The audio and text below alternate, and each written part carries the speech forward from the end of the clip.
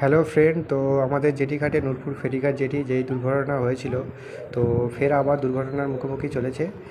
তো ফের একটা বড় জাহাজ শিপ কলকাতার দিকে যেতে যেতে তো আবার এখানটায় তার নিজের কন্ট্রোল হারিয়ে তো আবার আমাদের মানে নদীর পাড়ে ধাক্কা মারতে এসছিল।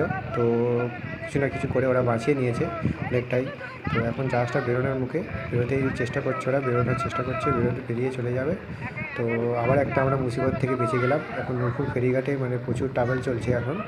তো মানে বড় বড় অ্যাক্সিডেন্ট হতে হতে বেঁচে যাচ্ছে। তো তোমরা সবাই দোয়া করবে আমাদের জন্যে, কারণ আবার একটা না একটা দুর্ঘটনা কমপ্লিট না হতে হতে তো আবার একটা দুর্ঘটনার মুখোমুখি আমরা হতে চলেছিলাম। আল্লাহ উপরওয়ালা যে আছে আমাদের বাঁচিয়ে নিয়েছে অনেক হেফাজত করে।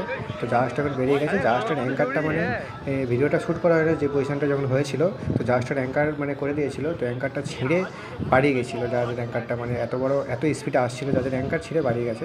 তো দেখতে পাচ্ছ তোমার নদীর ধারে এখনও কাজ চলছে আমাদের, এই কাজ এখনও কমপ্লিট হয়নি। তো হতে হতে আবার একটা মানে দুর্ঘটনার মুখে হতে